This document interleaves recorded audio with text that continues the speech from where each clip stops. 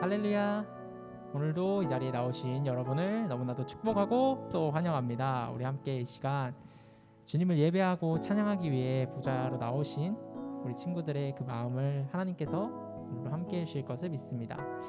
우리가 이 시간 예배자라는 찬양을 함께 할 건데요, 함께 아무도 예배하지 않는 그곳, 아무도 찬양하지 않고 누구도 헌신하지 않고 증거하지 않는 그곳에서 주님을 예배하게 해달라는 이 가사의 내용처럼 함께 이 가사의 내용을 고백하며 결단하는 시간 가졌으면 좋겠습니다.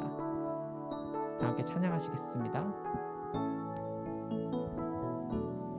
아무도 예배하지 않는 그곳에서 주를 예배하리라.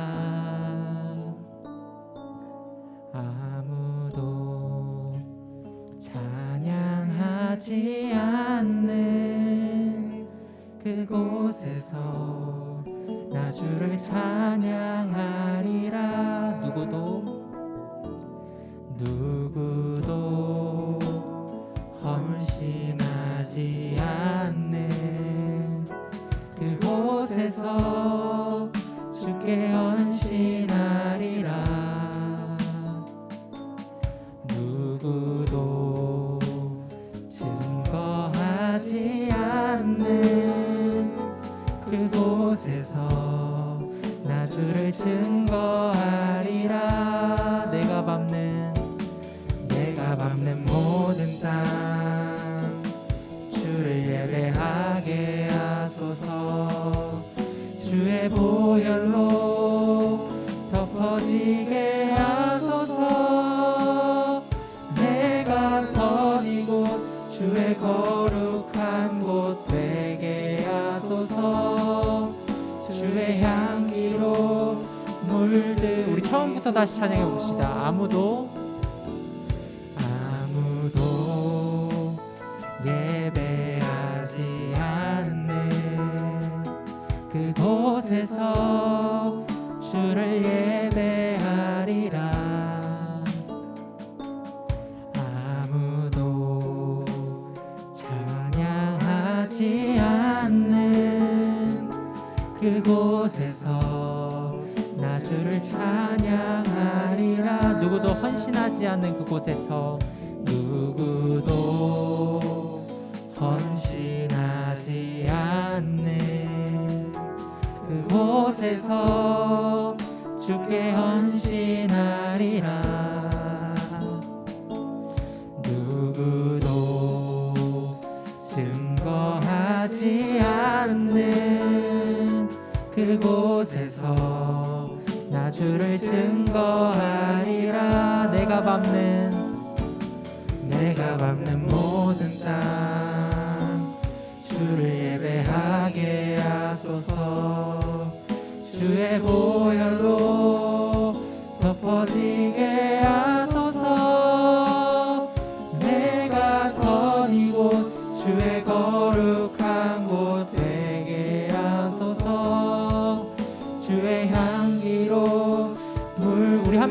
감사하며 찬양합시다. 내가 밟는 모든 땅 주를 예배하게 하소서. 주의 보혈로 덮어지게 하소서. 내가 서 이곳 주의 거룩한 곳 되게 하소서. 주의 향기로 물들이소서. 우리 함께 그곳 가운데에서도 아무도 예배하지 않고 주님을 찬양하지 않는 그곳에서도 주님을 찬양했으면 좋겠습니다. 다 함께 이제 자리에서 일어나서 기쁘게 찬양하기 원합니다. 다 함께 지금은 엘리야 때처럼 찬양하시겠습니다. 다 같이 박수 치면서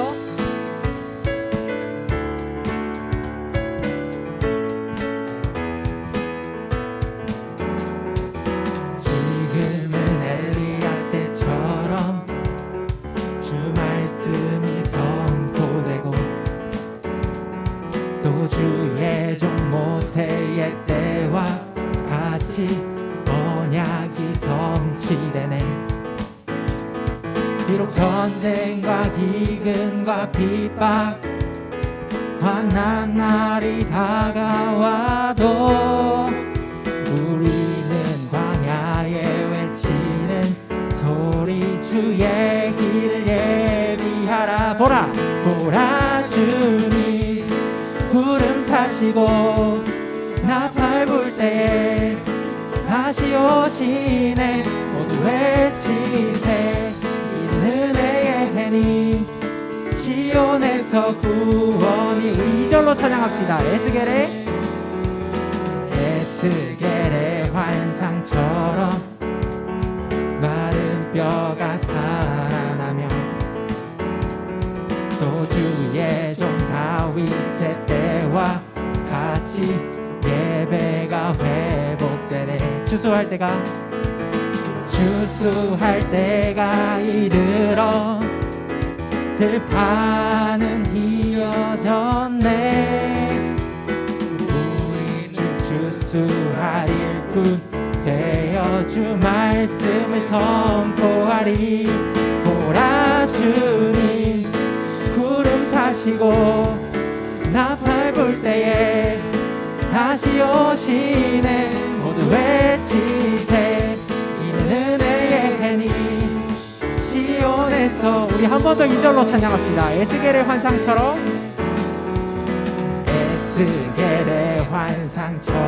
마른 뼈가 살아나며 또 주의 종 다윗의 때와 같이 예배가 회복될 것입니다.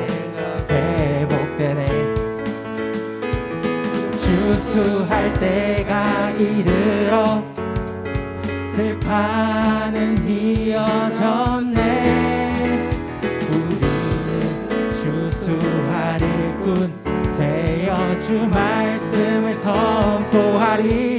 보라 주님 구름 타시고 나팔 불 때에 다시 오시네.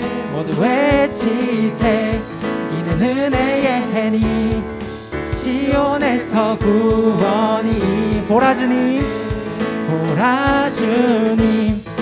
구름 타시고 나팔 불 때에 다시 오시네. 모두 외치세 이는 은혜의 해니 시온에서 구원이. 마지막으로 시온에서 구원이 임하네. 우리 하나님께 영광의 박수 올려드립시다. 할렐루야.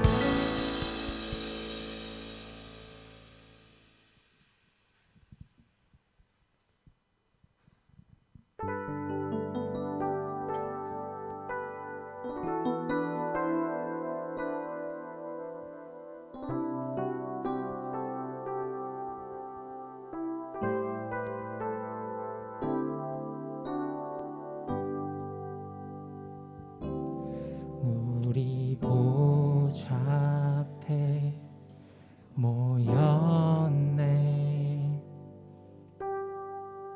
함께 주를 찬양하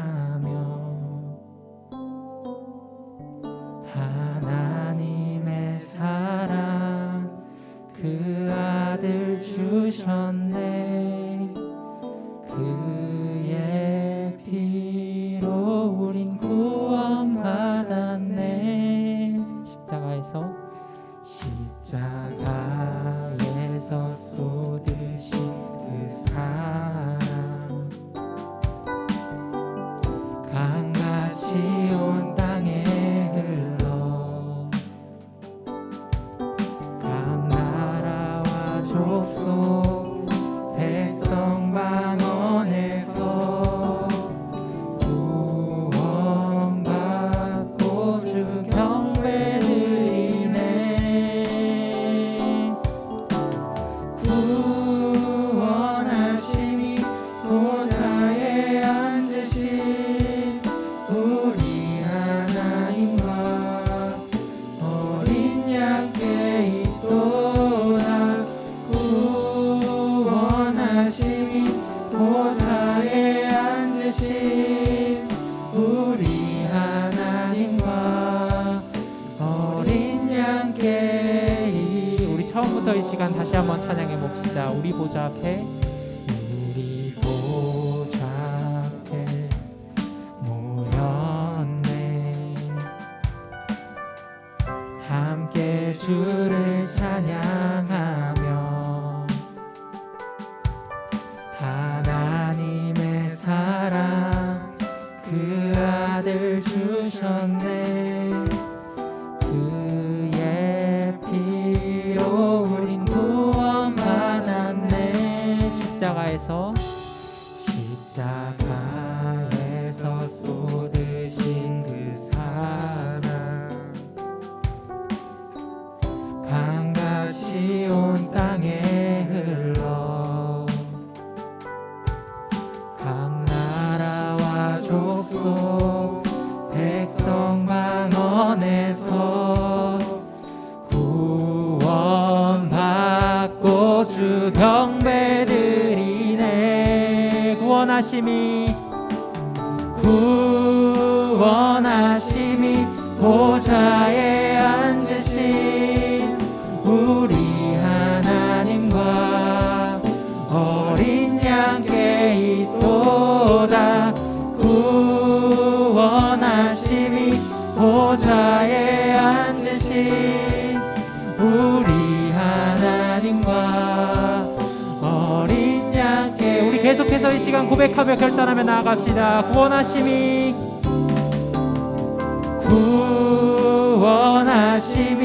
보좌에 앉으신 우리 하나님과 어린 양께 있도다. 구원하심이 보좌에 앉으신 우리 하나님과 어린 양께. 우리 시간 잠잠히 고백합시다. 구원하심이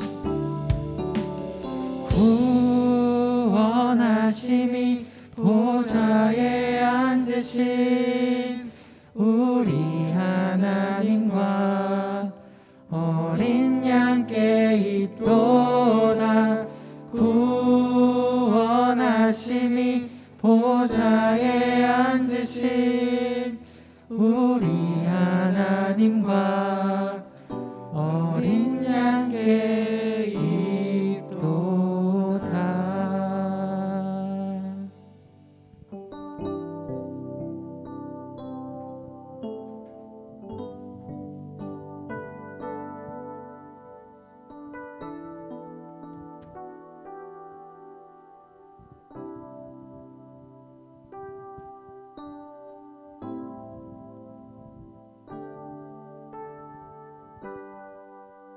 지난 한 주간의 삶을 돌아보며 내가 지었던 죄들을 주님 앞에 내려놓는 참회의 기도 시간을 갖도록 하겠습니다.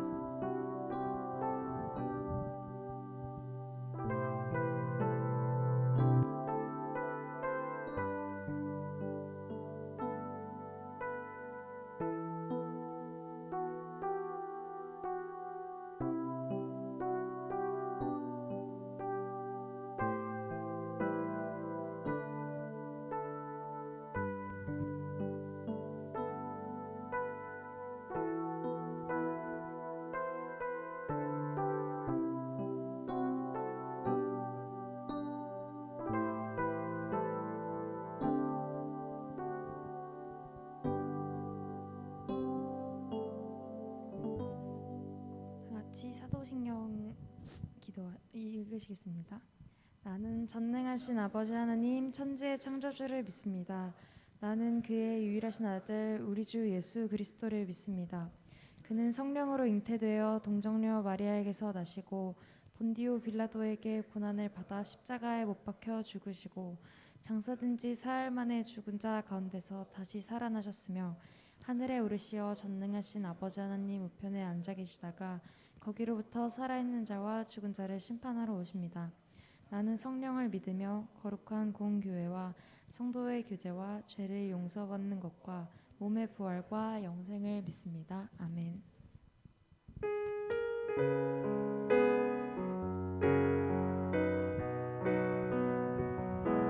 주의 나라가 임할 때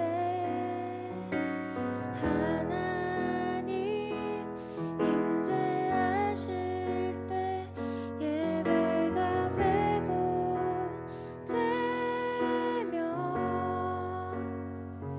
기적은 일어나네.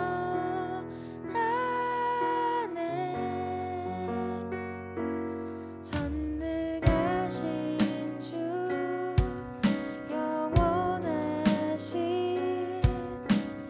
능력의 통치자 자유가 선포되어 주 백성 돌아오네.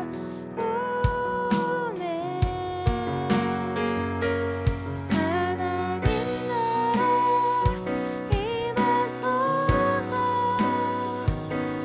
영광과 존귀 능력과 위엄 놀라운 사랑의 기적의 하나님 지금 이곳에 오소서. 하나님 나라 임하소서. 영광과 존귀 능력과 위엄 놀라운 사랑의 기적의 하나님 지금 이곳에 오소서.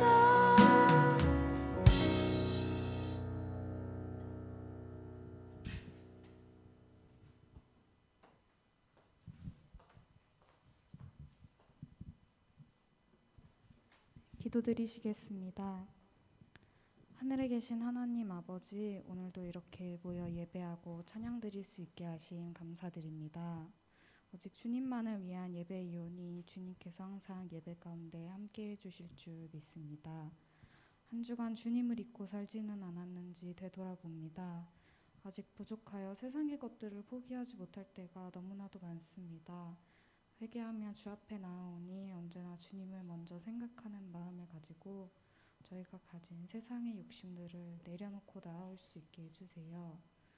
오늘 이 자리에 함께하는 친구들도 함께하지 못하는 친구들도 말씀 전하시는 전도사님과 봉사하시는 선생님들에게도 각자의 자리에서 살아가는 데 있어 지치지 않는 힘 주시고 건강과 안정, 마음의 평화를 주실 줄 믿습니다.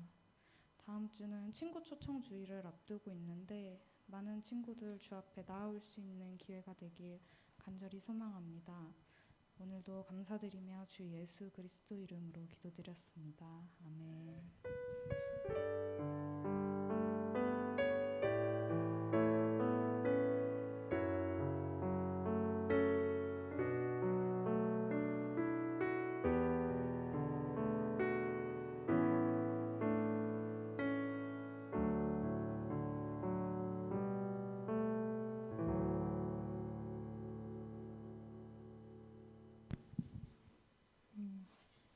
요한복음 20장 30절부터 31절까지입니다.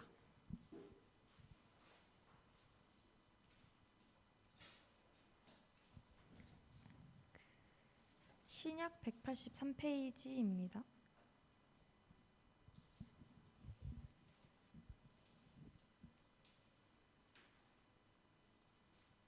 같이 읽으시겠습니다. 예수께서 제자들 앞에서 이 책에 기록되지 아니한 다른 표적도 많이 행하셨으나 오직 이것을 기록함은 너희로 예수께서 하나님의 아들 그리스도이심을 믿게 하려 함이요 또 너희로 믿고 그 이름을 힘입어 생명을 얻게 하려 함이니라. 아멘.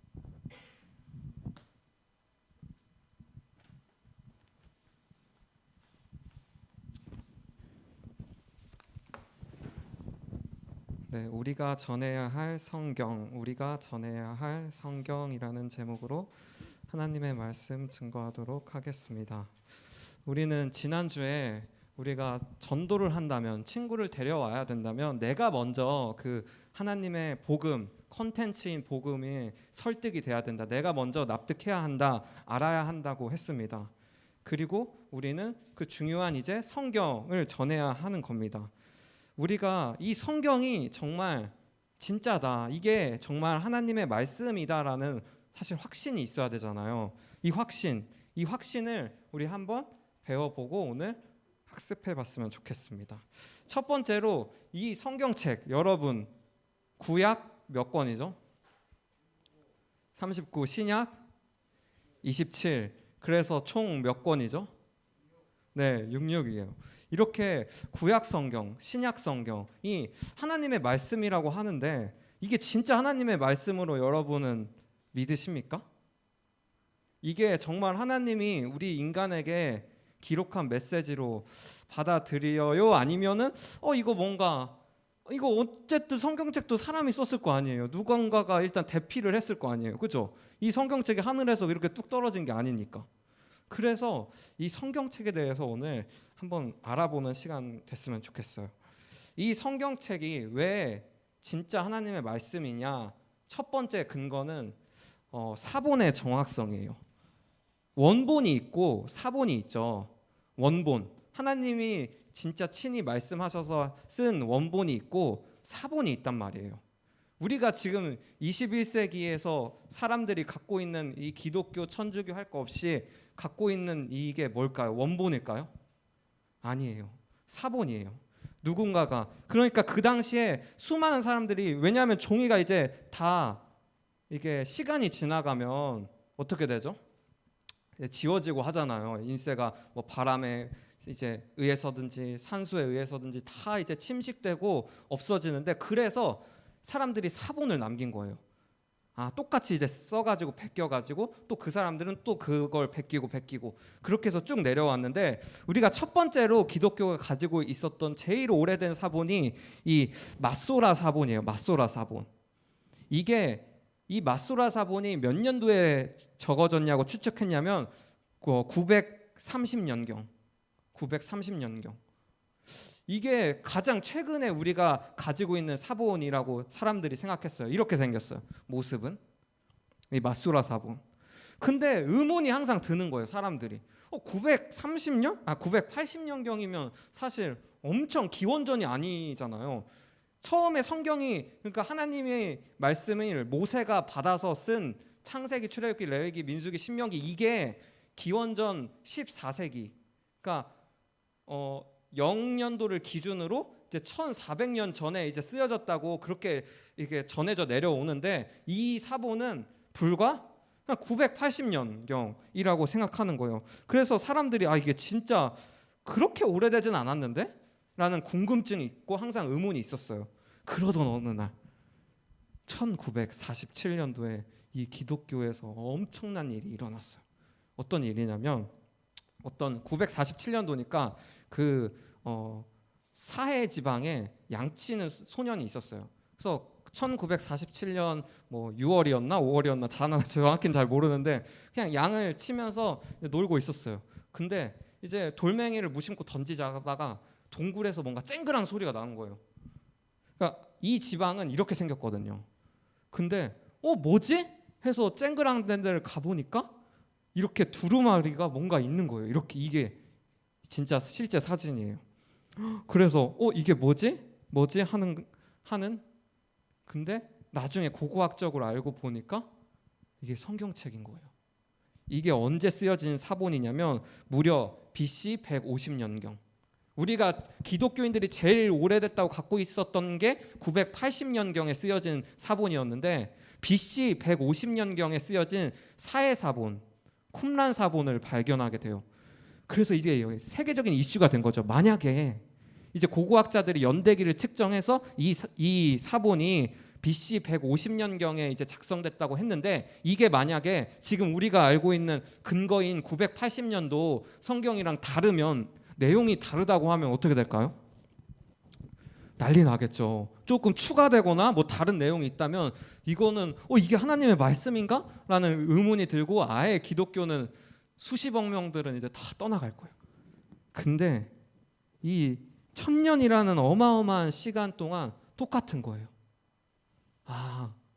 말씀이 우리가 지금 알고 있는 성경이랑 그 BC 150년경이랑 똑같은 거예요. 980년경에 발견된 그 마소라 사본이랑 이 쿰란 사본, 최근 1947년에 발견된 기원전 150년경에 쓰여졌다고 하는 사본이랑 똑같은 거예요. 이 1000년의 시간 똑같구나. 하나님의 말씀이. 그러면서 정말 이게 하나님의 말씀이었구나.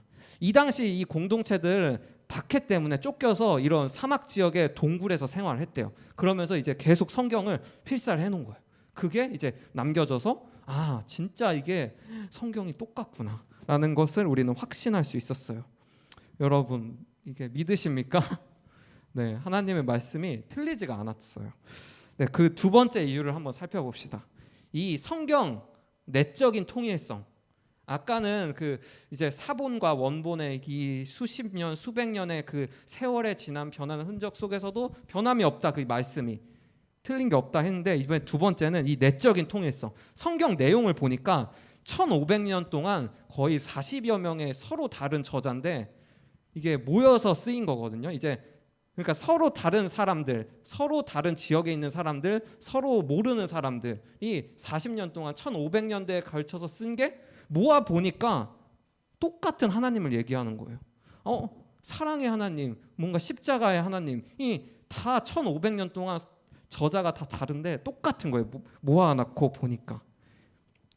기원전 1400년 모세가 쓴 것부터 AD 100년 이제 예수님의 제자들, 사도들이 쓴 것까지 1500년 동안 기록되어 있는데 다 내용이 하나님을 말하고 구원을 말하고 사랑을 말하는 거 다 똑같습니다. 그래서 어떤 페인이라는 학자는 성경 예언 백과사전이라는 책을 통해서 정말 구약에서 예언했던 것들이 신약 성경에서 이루어졌는지 그거를 수학적으로 이제 접근을 해봤어요. 근데 191개의 예언이 있는데 다 성취됐어요. 대표적인 몇 개만 가져와 봤어요. 이사야서는 구약 성경에 쓰여져 있어요. 이사야서 7장 14절에 보면 이런 말을 예언을 했어요. 이사야 선지자를 통해서 하나님께서 그러므로 주께서 친히 징조로 너희에게 주실 것이라. 보라, 처녀가 잉태하여 아들을 낳을 것이요 그 이름을 임마누엘이라 하리라. 이 사본은 전혀 예수님에 대해서 몰라요. 이 시대의 사람들은 구약 성경 이사야 선지자니까 예수님 태어나기도 훨씬 전부터 있는 사람이에요. 근데 뭐라고 했어요? 처녀가 결혼을 하지 않은 여자가 임신을 해서 아들을 낳을 건데 그게 임마누엘 구원자래라는 예언을 이제 했어요. 근데 이게 성취가 정말 됐죠. 마태복음에서 마태복음 1장 18절을 읽어보면 정말 요셉과 정혼하고 동거하기도 전에 성령으로 잉태되었다. 이게 예언이 됐고 정말 성취가 됐습니다. 두 번째 한번 그냥 갖고 와봤어요. 그 191개 중에서 몇 개만 골라서. 그래서 미가서 5장 2절을 보면 베들레헴 에브라다야 너는 유다 족속 중에 작을지라도 이스라엘을 다스릴 자가 내게로 나올 것이라. 그의 근본은 상고의 태초에니라.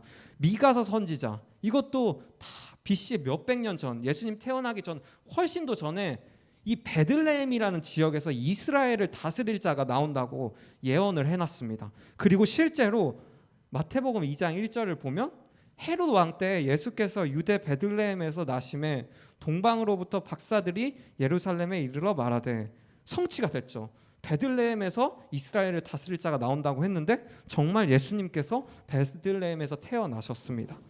그리고 또 한 가지 스가랴서 11장 12절을 보면 내가 그들에게 이르되 너희가 좋게 여기거든 내 품삯을 내게 주고 그렇지 아니하거든 말라. 그들이 곧 은 30을 달아서 내 품삯을 삼은지라. 은 30에 나를 팔 것이다 라고 예언을 해놨는데 성취 정말 됐죠. 내가 너희에게 예수를 너희에게 넘겨주리니 얼마나 주려느냐 하니 그들이 은 30에 달아주거늘. 정말 메시아 구원자에 대한 예언들이 뭐 191개나 돼요. 이거 대표적인 3개나 갖고 왔는데 다 예언을 해놨는데 이게 저자가 다 달라요. 스가랴서 저자도 다르고 지금 미가서 저자도 다르고 이사야서 저자도 다르고 다 연대기도 다른데 서로가 다른 다 지방에서 하나님께 같은 얘기를 들었나 봐요. 그랬더니 정말 성취가 다 이루어졌습니다. 이것이 우리 하나님께서의 역사적인 맥락에서 정말 우리가 통일성을 지니고 있다. 내적 성경 그 안에서도 통일성을 지니고 있다. 아무리 각본을 잘 짠다고 해도 어떻게 수천 년 동안 많은 사람을 그냥 속일 수 있겠어요. 다 맞는 말이 통일성이 되니까 지금 계속 성경이 이어져 내리고 오고 있습니다. 그리고 우리가 3번째로 성경을 살펴본 게 역사적인 사실성이에요. 이 성경 이야기가 진짜 누가 만든 소설, 책 이야기면 이렇게 성경에서 말하는 내용들이 다 지명이 다 없겠죠. 헛것이겠죠. 그리고 중요한 건 21세기 우리는 사는 한국인들인데 그 당시 사람들은 십자가에서 달리는 그 처형을 가장 극악무도한 범죄자들에게 했단 말이에요.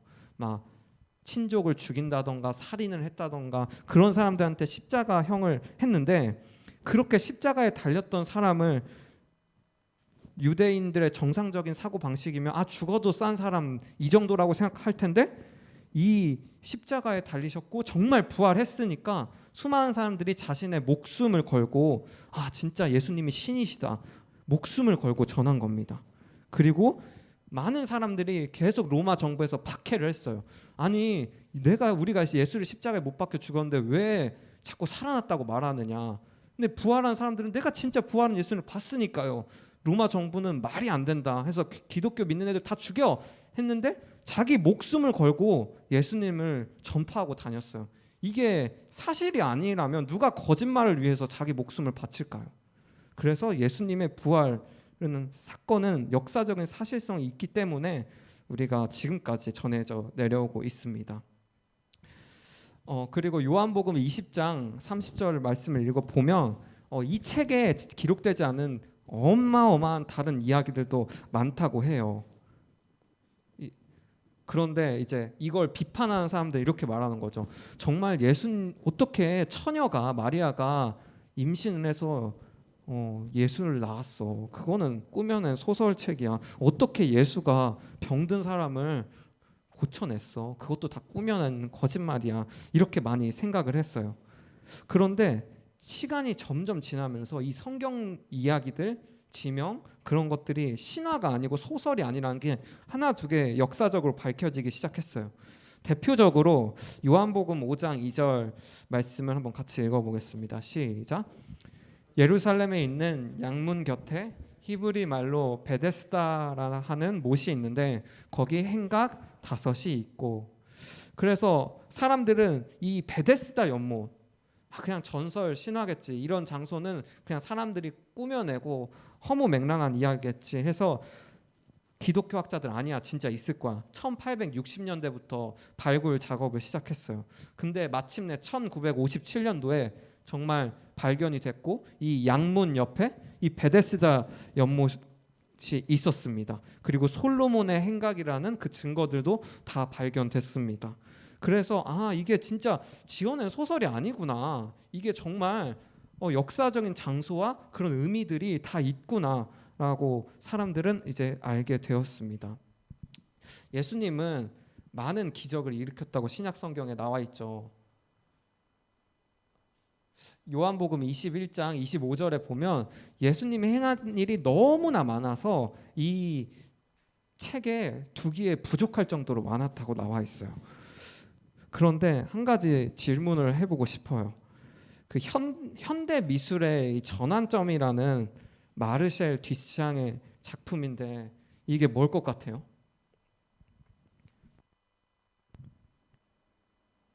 이거 그냥 모르는 사람이 보면 그냥 변기 아니야?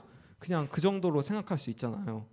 그런데 이 현대미술의 전환점이라고 할 수 있는 이 작품을 통해서 아예 이제 좀 더 파격적이고 좀 더 창의적인 작품들이 많이 생겨났습니다. 이걸 보고 저거는 나도 하겠다, 저거는 뭐 별 볼 일 없는 가치야, 이거를 평가절하할 수 있어요? 없죠. 그리고 그 이육사 시인의 시를 좀 갖고 와봤는데, 이러매 눈 감아 생각해 볼 밖에 겨울은 강철로 된 무지개인가 보다. 여러분, 겨울은 강철로 된 무지개라는 말이 돼요, 안 돼요? 어떻게 겨울이 강철로 된 무지개야? 이거 저자 바보 아니야? 이렇게 생각할 수 있어요, 없어요? 시적 허용이죠. 이 이육사 당시 일제 강점기 속에서 고통받는 우리 사람들을 겨울, 지금 강점기의 고통에 있지만 우리의 무지개, 희망은 더욱더 강철로 굳건해질 거다라는 것을 표현해낸 작품, 시의 한 장르잖아요. 그래서 우리는 뭐 겨울은 강철로 된 무지개? 이게 말이 돼? 이렇게 욕할 수 없는 거예요. 마찬가지로 이 작품 또한 이거 작가 너무 멍청해, 무슨 변기를 이렇게 작품으로 해? 이렇게 할 수 없는 거예요. 왜냐하면 작품과 그 작가 속에 의도가 있기 때문에, 어떤 의도, 중요한 의도. 성경책도 사실 그런 시각으로 봐야 돼요. 어떤 의도로 이 책이 쓰여져 있는지. 사실 성경책은 엄밀히 말하면 과학책이 아니죠. 이 세상에서 어떤 흘러가는 물리적인 생물인가 과학적인 법칙을 설명할 책이 아니에요. 그래서 어떤 의도가 도대체 있길래 우리는 어떤 시각으로 성경책을 읽어야 되는지, 그 답이 20장 31절에 나와 있어요. 같이 한번 읽어보겠습니다. 시작. 이것을 기록함은 너희로 예수께서 하나님의 아들 그리스도이심을 믿게 하려 함이요 또 너희로 믿고 그 이름을 힘입어 영생을 얻게 하려 함이라. 그러니까 결국 성경책은, 하나님의 목적은 생명, 우리에게 영원한 생명을 얻게 하기 위해서 그 관점으로 우리는 성경책을 읽어야지 맞는 거지, 우리는 다른 렌즈로 바라보면 안 된다는 거예요. 그래서 우리는 성경을 대백과사전, 어떤 과학적인 논리로 해석할 수도 있지만 그거가 전부가 아니라는 사실을 우리는 분명히 알아야 돼요. 이 성경책은 구원으로 길을 인도하는 안내서라고 할 수 있습니다. 그래서 우리가 의심을 버리고 좀 사랑하는 마음으로 성경을 읽었으면 좋겠습니다. 한 가지 전도사님이 궁금했었던 게 있어요. 아니 그러면 인간에게 이렇게 알려준 성경책, 하나님의 그 중요한 메시지면 하나님이 수학적인 공식으로 알려주시지 왜 인간의 언어로 알려줘서 해석이 다르게 할 수도 있고 어렵게 했나. 그런데 이 인간의 언어만이 가장 하나님의 사랑을 나타낼 수 있는 단어이기 때문에, 수학적인 공식에는 사랑은 없지만 우리가 표현할 수 있는 텍스트에 하나님의 마음이 담겨져 있을 수 있기 때문에 하나님께서 우리에게 참 선물, 위험성을 감수하더라도 선물을 성경책으로 준 것 같습니다. 그래서 우리가 성경을 정말 우리 오늘 세 가지의 근거를 살펴봤는데, 전도사님이 마지막 말하고 싶은 건 결국 이 성경책이 우리를 영원한 생명을 얻게 하려고 쓰여진 책이다. 이 사실을 굳게 믿고 나아갔으면 좋겠습니다. 네, 기도하겠습니다. 사랑하는 하나님 아버지, 성경책을 우리가 바라볼 때 하나님의 말씀으로 받아들일 수 있는 마음을 허락해 주세요. 인간의 언어가 아닌 하나님의 그 마음이 담겨 있는 그 성경 말씀이 내 삶을 움직일 수 있도록 도와주세요. 그래서 이 복되고 아름다운 하나님의 마음을 우리가 전할 수 있도록 도와주시고, 우리가 생명을 살리는 그 영원한 생명을 약속하신 예수님을 잘 전할 수 있는 능력 또한 허락해 주세요. 우리 삶 속에서 수많은 근심과 염려가 우리 하나님을 거짓되다고 말하고 하나님은 뭔가 잘못되었다고 생각이 들 때가 많습니다. 그럴 때마다 진리 되신 하나님께서 우리에게 행하신 놀라운 일들을 기억할 수 있는 그런 마음도 허락해 주세요. 예수님의 이름으로 기도드립니다. 봉헌 시간 갖겠습니다.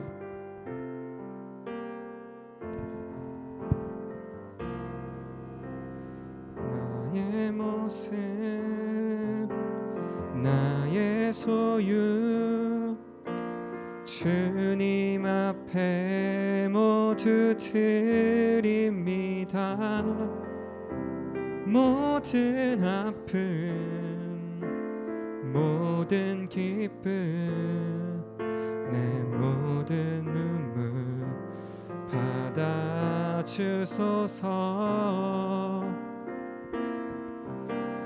나의 생명을 드리니 주 영광 위하여 사용하옵소서. 내가 사는 날 동안에 주를 찬양하며 기쁨의 제물 되리. 나를 받아주소서. 귀한 예물을 위해서 같이 기도드리겠습니다. 사랑하는 하나님 아버지, 우리의 마음과 정성을 다해 하나님께 드립니다. 이 예물이 쓰여지는 곳곳마다 하나님의 능력이 넘쳐 흐를 수 있도록 도와주시고, 주어진 손길마다 하나님의 큰 복의 복을 더하여 주옵소서. 예수님의 이름으로 기도드립니다. 주기도문 드리시겠습니다. 하늘에 계신 우리 아버지, 아버지의 이름을 거룩하게 하시며 아버지의 나라가 오게 하시며 아버지의 뜻이 하늘에서와 같이 땅에서도 이루어지게 하소서. 오늘 우리에게 일용할 양식을 주시고 우리가 우리에게 잘못한 사람을 용서하여 준 것 같이 우리 죄를 용서하여 주시고 우리를 시험에 빠지지 않게 하시고 악에서 구하소서. 나라와 권능과 영광이 영원히 아버지의 것입니다.